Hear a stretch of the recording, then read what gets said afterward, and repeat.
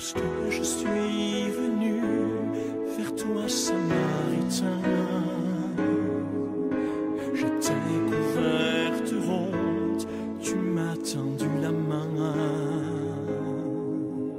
tu m'as accueilli avec dignité.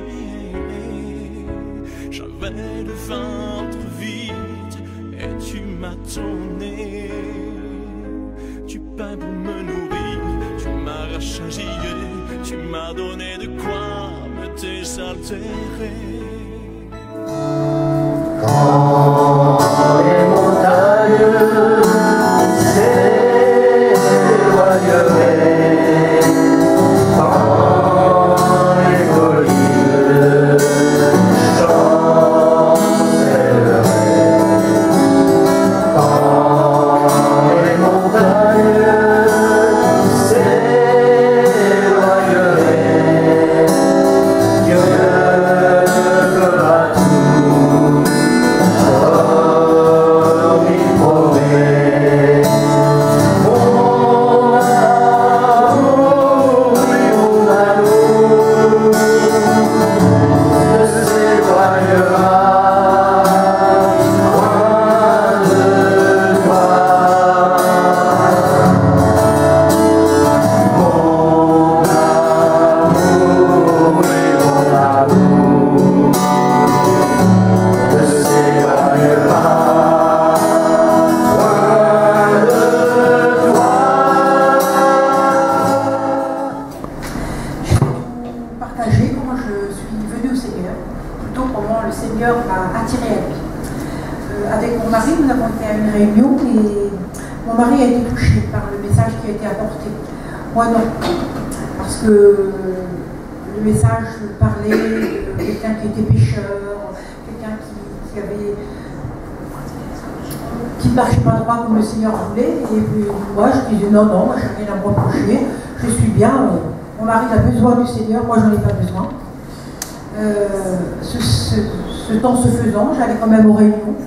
Mon mari a donné son cœur au Seigneur et puis en lisant la Bible, parce que je lisais quand même la Bible, le Seigneur a fait sortir un verset de son contexte. Et ce verset c'était « Il n'y a pas un juste, pas même un seul, tous sont péchés et sont privés de la gloire de Dieu ». Alors là, je me suis humiliée, j'ai demandé pardon au Seigneur, j'ai dit pardon au Seigneur parce que c'est vrai, je disais que j'avais rien, moi j'étais bien, mais rempli d'orgueil quand même, puisque je ne voulais pas l'accepter. Mais le Seigneur connaît notre cœur, il connaît comment nous prendre, comment nous parler, et il ne va pas avec brutalité, il va avec douceur, il va avec amour. Et j'ai continué à nos réunions et le Seigneur a manifesté sa paix dans mon cœur. Et c'est vrai, quand j'ai confessé que c'est vrai, Seigneur, pardon, c'est vrai, je suis pécheresse, j'ai péché, c'est sûr, la parole de Dieu le dit, donc c'est le dit, c'est que c'est vrai. Du jour où j'ai confessé mon péché devant Dieu, je l'ai accepté dans ma vie, et j'ai suivi Jésus et je me suis baptisée, parce que la parole nous dit que si vous croyez que vous êtes baptisé, vous serez sauvés, donc je sais que je suis sauvée, et j'ai continué à faire mon bout de chemin avec le Seigneur, et d'année en année, ça va faire 32 ans que j'ai donné mon cœur à Dieu. Et je ne regrette pas parce que c'est vrai que Dieu est un Dieu d'amour, Dieu est un Dieu de paix. Nous avons des moments difficiles dans notre vie, et dire le contraire ce ne serait pas juste, mais dans ces moments difficiles, nous pouvons nous mettre à genoux devant le Seigneur et lui dire « Seigneur, tu vois mon cœur, tu vois mon cœur qui est triste, qui est blessé, je suis à genoux et je veux que tu sois mon aide, mon soutien. » Et dans ces moments-là, je peux vous assurer que le Seigneur nous bénit, le Seigneur nous relève. Les moments difficiles sont là, c'est vrai, mais lui, il est là. Lui, il marche devant nous et c'est lui qui tient notre main. Donc depuis 32 ans, ma main est dans celle du Seigneur et j'ai pas du tout l'intention de lâcher la main du Seigneur. Il est bon, il est grand pour tous ceux qui le connaissent, je pense qu'ils peuvent dire la même chose. Et ceux qui n'ont pas fait cette démarche, je vous conseille de le faire parce que Dieu est bon. Amen. Merci. Bonjour tout le monde. Là, je suis Daniel. Comment j'ai connu le Seigneur? Ça va faire 3 ans. J'étais comme tout le monde, j'allais un peu partout. Et puis un jour, j'ai connu quelqu'un que vous connaissez, Jean-Luc, qui dit voilà, il faudrait que tu viennes avec. Voilà. ça m'arrête. Oh, j'ai dit, on verra ça, et puis bon, j'y suis rentré. J'ai écouté, j'avais pas mal de soucis à cette époque-là. Et ben, je suis venu, j'ai écouté la voix du Seigneur, et ça m'a intéressé. Parce que, vous savez, on est tous spéciaux. Et bon, ben, j'ai dit, on va aller plus loin. Donc, avec Michel, j'ai dit, voilà, je veux écouter, aller plus loin, voir qu'est-ce que ça veut donner.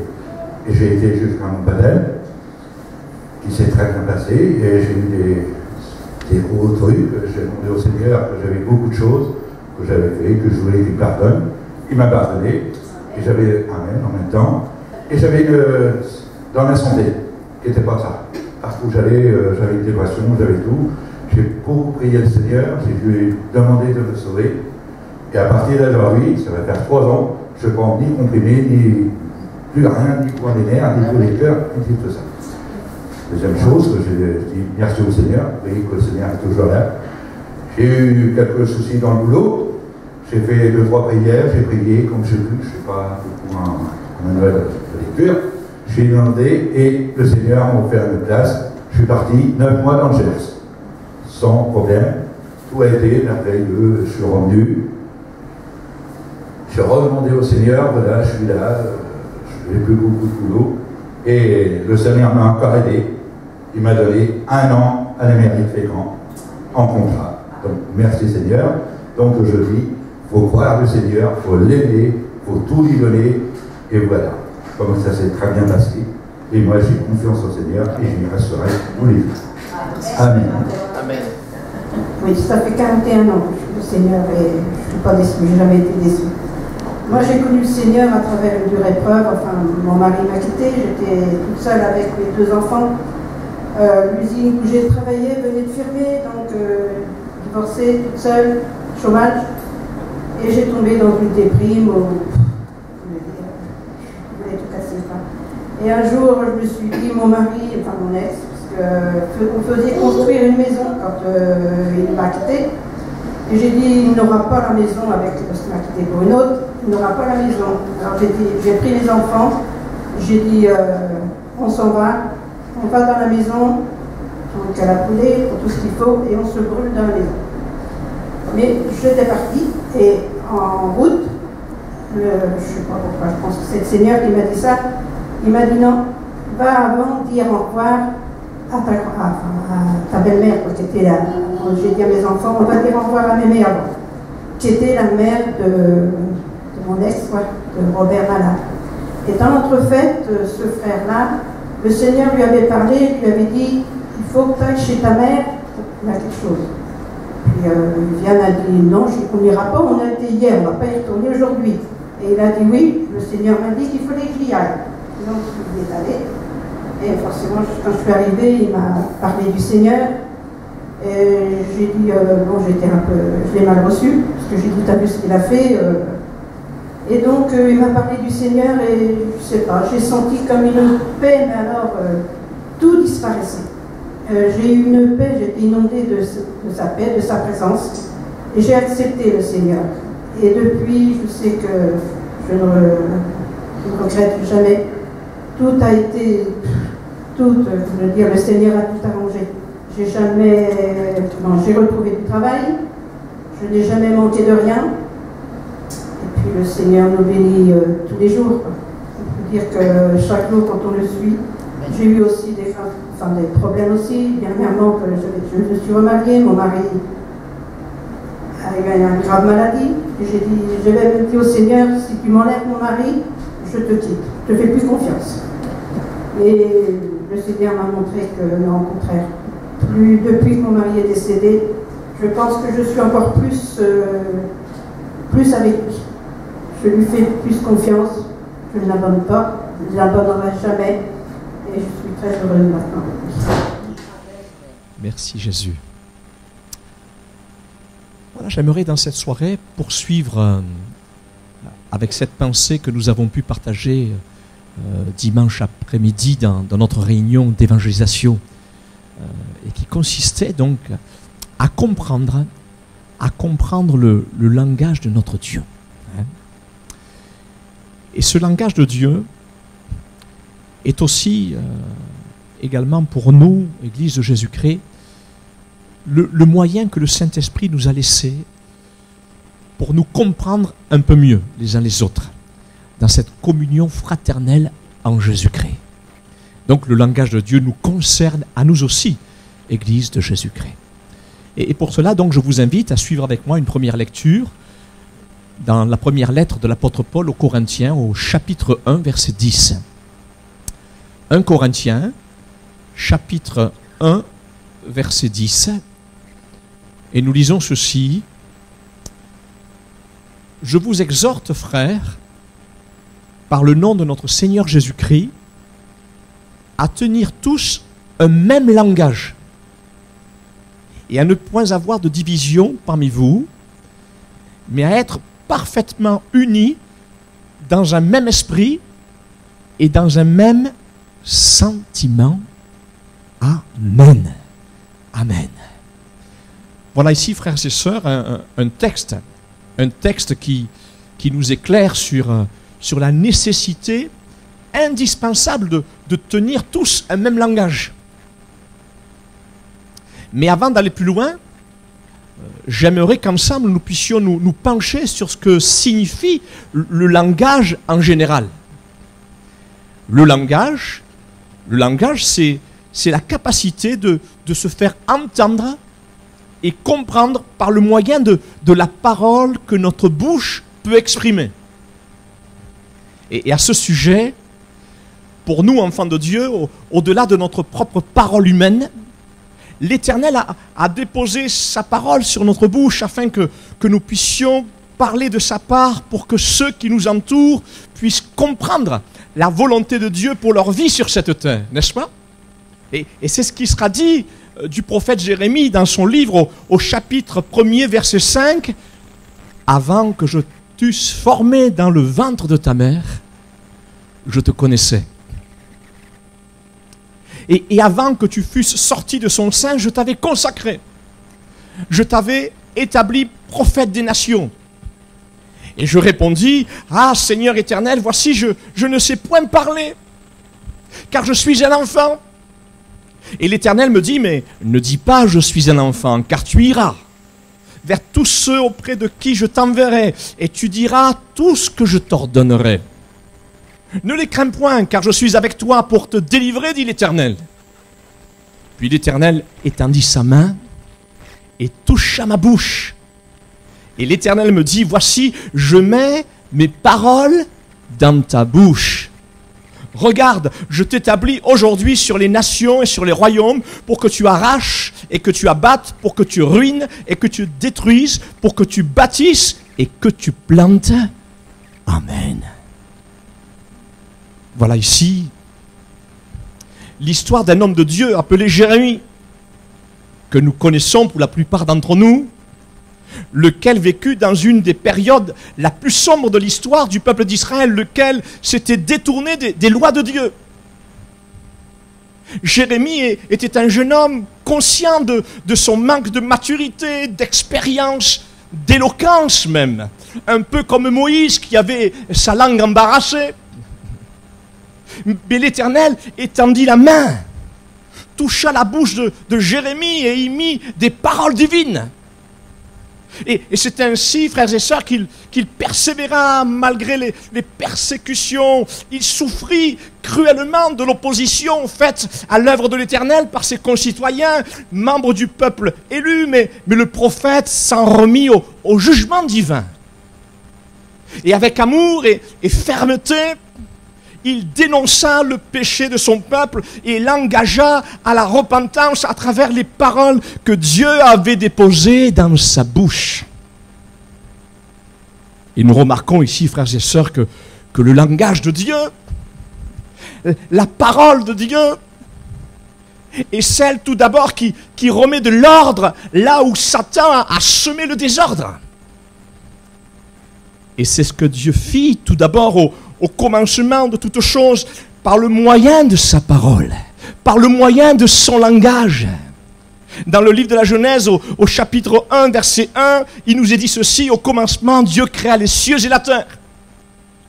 La terre était informe et vide. Et le texte original hébreu emploie le mot tohu et bohu qui signifie que la terre était dans un grand désordre. Et il y avait des ténèbres à la surface de l'abîme, et l'Esprit de Dieu se mouvait au-dessus des eaux. Mais Dieu dit, à travers son langage, Dieu dit que la lumière soit. Et la lumière fut. Dieu vit que la lumière était bonne, et Dieu sépara la lumière d'avec les ténèbres.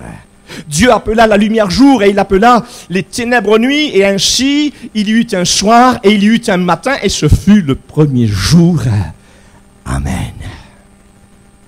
Et c'est ce que notre texte précédent nous disait également au sujet de la mission de Jérémie au milieu d'un peuple dans le désordre. Regarde, je t'établis aujourd'hui sur les nations et sur les royaumes pour que tu arraches et que tu abattes, pour que tu ruines et que tu détruises, pour que tu bâtisses et que tu plantes. Et tout cela par le moyen de ma parole que j'ai déposée dans ta bouche, Jérémie. Gloire à Dieu. Frères et sœurs, la mission que nous avons à accomplir sur cette terre et au milieu même du peuple de Dieu est une mission qui ne sera pas facile et qui ne sera pas sans problème. Détrompons-nous. Mais Dieu sera avec nous. Amen. Comme il le fut avec Jérémie. Et c'est ce que l'Éternel lui dira dans le texte que nous avons lu ensemble. Ne les crains point, ne les crains point. Dira l'Éternel à Jérémie, car je suis avec toi. Amen. Et si Dieu est avec nous, alors qui sera contre nous? Je suis avec toi pour te délivrer. Gloire à Dieu. Mais cette mission, si nous voulons la réussir dans le sens de demeurer fidèles à la volonté de Dieu, il nous faudra la réaliser en nous appuyant totalement sur sa parole, sans nous en détourner ni à droite ni à gauche. Et c'est ce que l'Éternel conseillera à Josué, rappelez-vous, dans son livre au chapitre 1, verset 7. « Fortifie-toi seulement, Josué. Et bon courage en agissant fidèlement selon toute la loi que Moïse, mon serviteur, t'a prescrite. Ne t'en détourne ni à droite, ni à gauche, afin de réussir dans tout ce que tu entreprendras. Que ce livre de la loi, la Bible, dans son ensemble, ne s'éloigne point de ta bouche. Médite-le jour et nuit pour agir fidèlement selon tout ce qui y est écrit, car c'est alors que tu auras du succès dans tes entreprises. C'est alors que tu réussiras. Ne t'ai-je pas donné cet ordre? Fortifie-toi et prends courage. Ne t'effraie point et ne t'épouvante point, car l'Éternel, ton Dieu, est avec toi dans tout ce que tu entreprendras. Amen. Amen. Gloire à Dieu, ça nous réjouit. Et ça réjouit le peuple de Dieu dans son ensemble. Ça réjouit l'Église universelle. Que Dieu soit béni. Amen.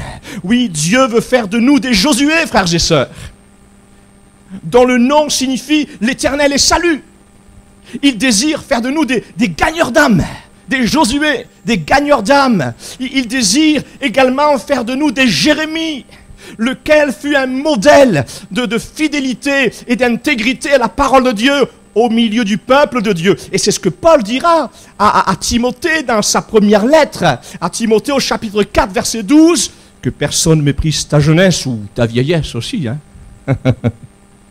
mais sois un modèle pour les fidèles, en parole, en conduite, en charité, en foi, en pureté.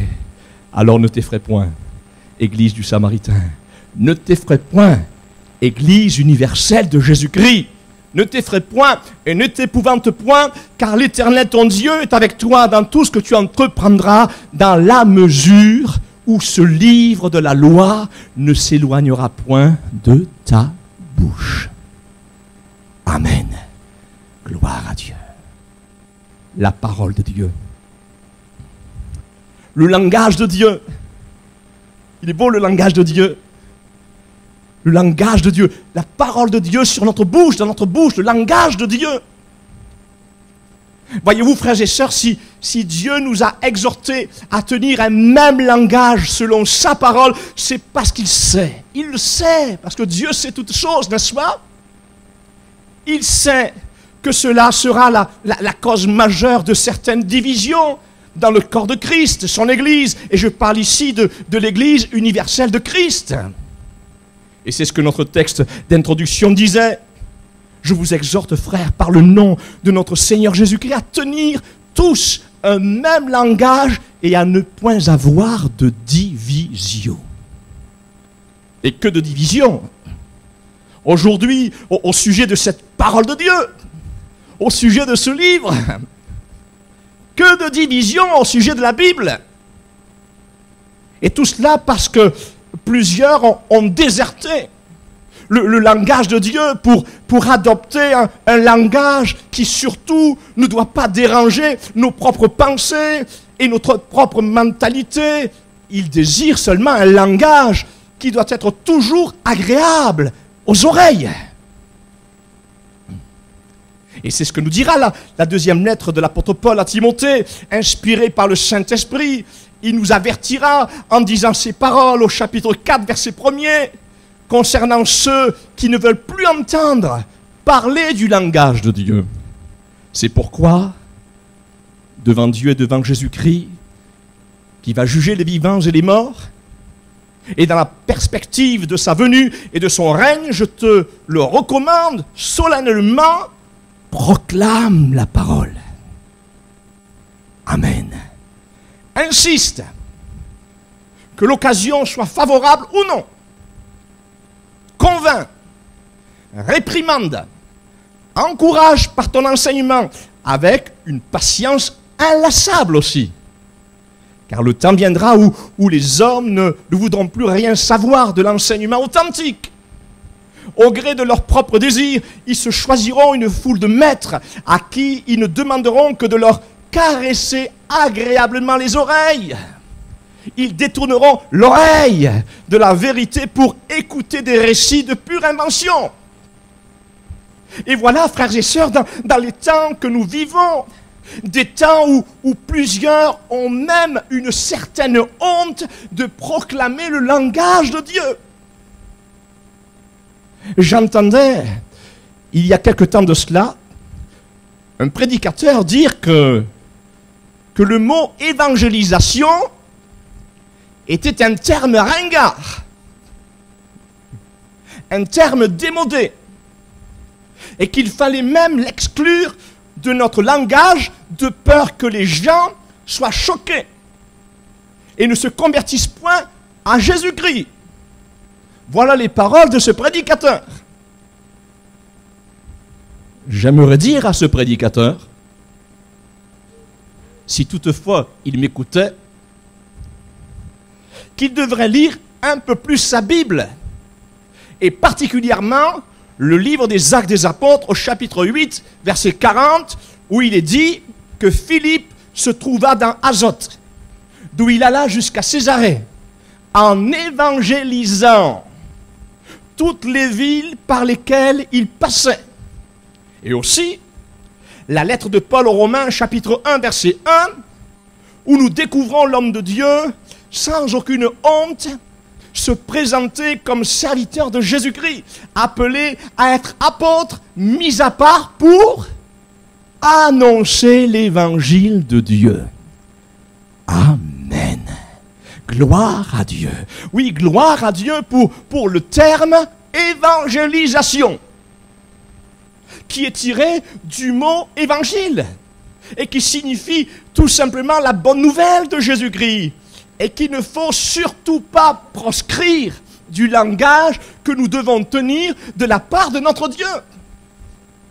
Car à force d'exclure certaines vérités concernant le langage de Dieu, certains pasteurs ne prêchent plus la Bible, mais ils prêchent leurs propres idées pour faire du nombre et non des disciples. Ils deviennent de vrais animateurs, ces pasteurs-là.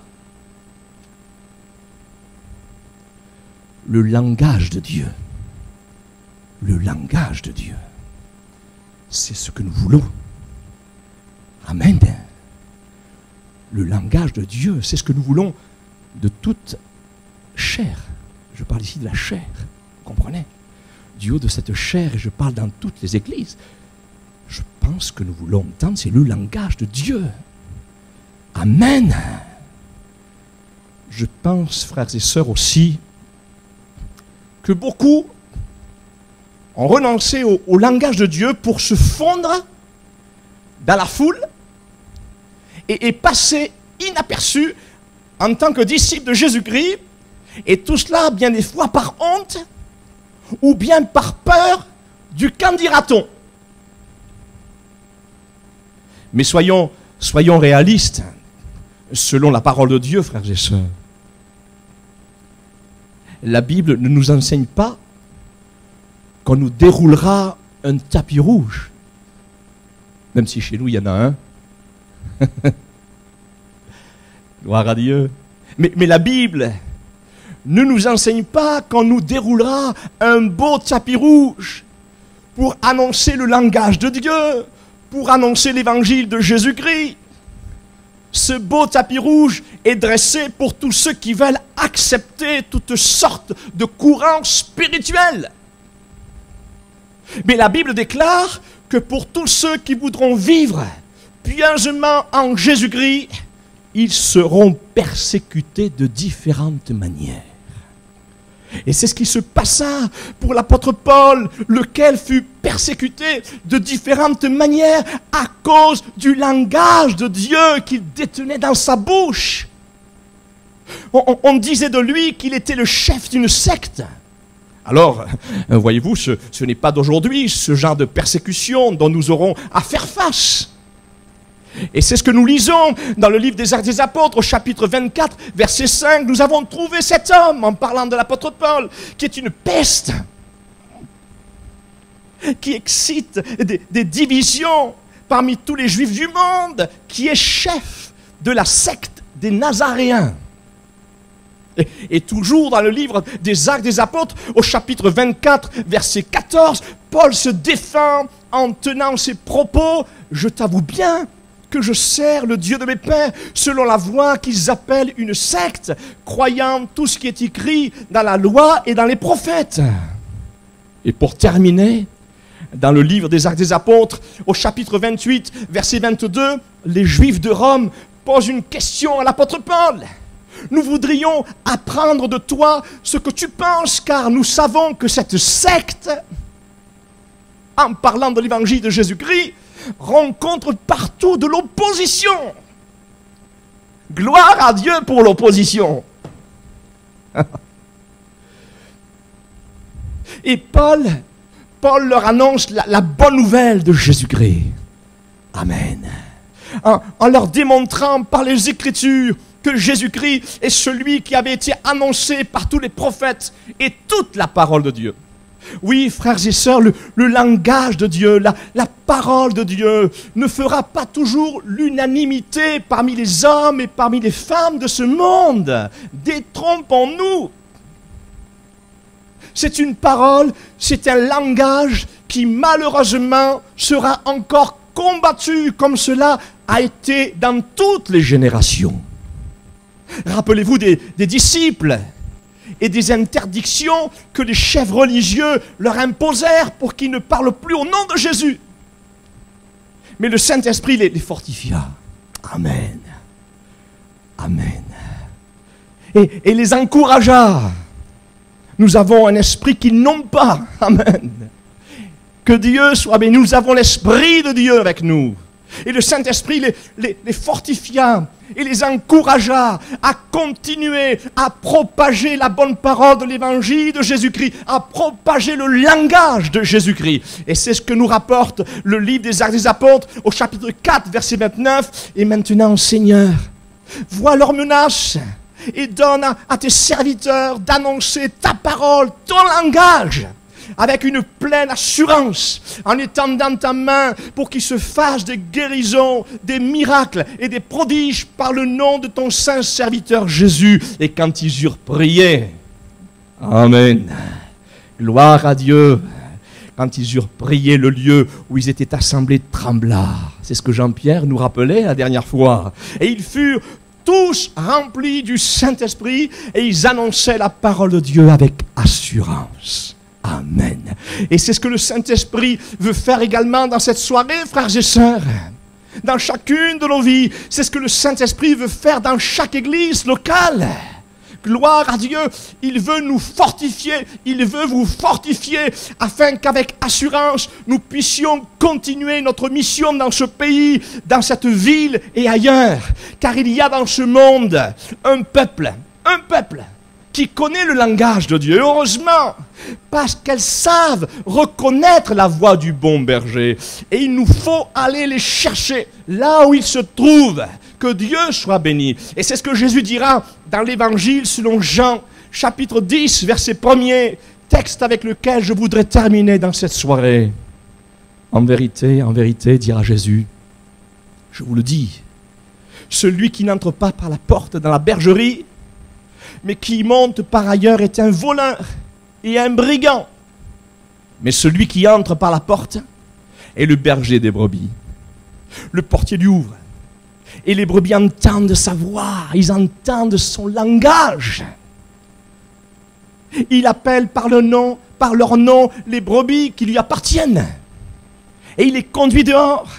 Lorsqu'il a fait sortir toutes ses propres brebis, il marche devant elles. Et les brebis le suivent parce qu'elles connaissent sa voix. Amen. Elles connaissent son langage. Que Dieu soit béni. Elles ne suivront point l'étranger. Un langage étranger. Mais elles fuiront loin de lui parce qu'elles ne connaissent pas la voix, le langage des étrangers. J'ai encore d'autres brebis. J'ai encore d'autres brebis, dira le Seigneur. Et il nous le dit à nous aussi. Et il le dit à l'Église. J'ai encore d'autres brebis qui ne sont pas de cette bergerie. Celles-là, il faut que je les amène. Elles entendront ma voix. Et il y aura un seul troupeau et un seul berger qui régneront pour l'éternité. Amen. Amen. Que Dieu soit béni. J'aimerais terminer par un chant que j'ai jamais chanté ici, mais que je vais essayer de chanter, et qui nous parle de cette réforme qui a été donnée par notre cher Luther. Je ne sais pas aujourd'hui où en est la réforme, mais ce que nous savons, nous, en tant qu'Église protestante, c'est que nous protestons toujours. Gloire à Dieu. Et nous remercions celui qui a ouvert cette voie, qui a été pour nous, c'est vrai, un modèle. Je parle ici de Luther. Et je vais essayer de vous chanter ce chant. Gloire à Dieu.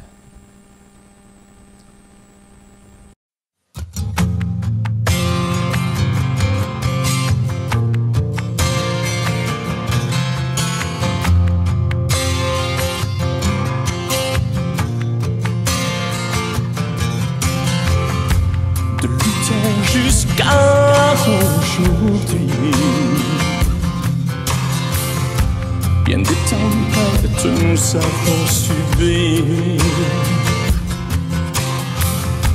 L'Éternel nous a toujours gardés debout, debout sous l'étendard de l'amour. Et persévère encore, persévère plus fort. Prends bien soin de ton frère sur le chemin et viens chanter avec toi. Donne-moi la main, fortifie-toi mon frère. Donne-moi la main et suivons sa parole. Et sur le chemin, ensemble marchons par la foi et à ses côtés. Oh non, et aime ton Dieu de tout ton cœur. Tiens la main à tous ceux qui ont faim et dis au plus faible ne crains rien. unissons nos forces ensemble. Ton sauveur vient, ton sauveur vient. Persévère, persévère encore. Persévère, persévère, plus force. Prends bien soin de ton frère sur le chemin. Et viens chanter avec moi. Donne-moi la main. Fortifie-toi mon frère. Donne-moi la main. Suivons sa parole. Et sur le chemin, ensemble marchons. Par la foi et à ses côtés. Les temps sont difficiles et incertains. Les jours se passent du lendemain. Je monte derrière ton prochain. Et dans la paix, donne-moi la main. Fortifie-toi mon frère. Donne-moi la main. Et suivons sa parole.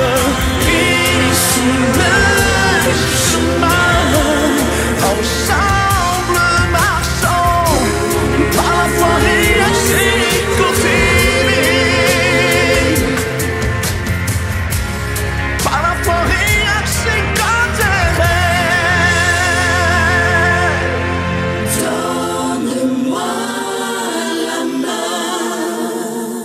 Fortifie-toi. Donne-moi la main. Sur le chemin. Donne-moi la main. Merci Jésus. Merci pour le jour où tu reviendras nous chercher. Merci Seigneur mon Dieu, parce que tu as promis que tu serais avec nous tous les jours jusqu'à la fin du monde. Et dans cette soirée, nous sommes heureux d'être le peuple de Dieu. Amen. Le peuple qui reconnaît ta voix, le peuple qui reconnaît ton langage, les brebis du Seigneur. Mon Dieu, merci. Nous te louons, nous t'adorons, et que beaucoup dans cette ville et ailleurs puissent, mon Dieu, reconnaître ton langage, puissent, mon Dieu, faire l'expérience de ton amour, dans le nom de Jésus. Amen. Prions quelques instants le Seigneur.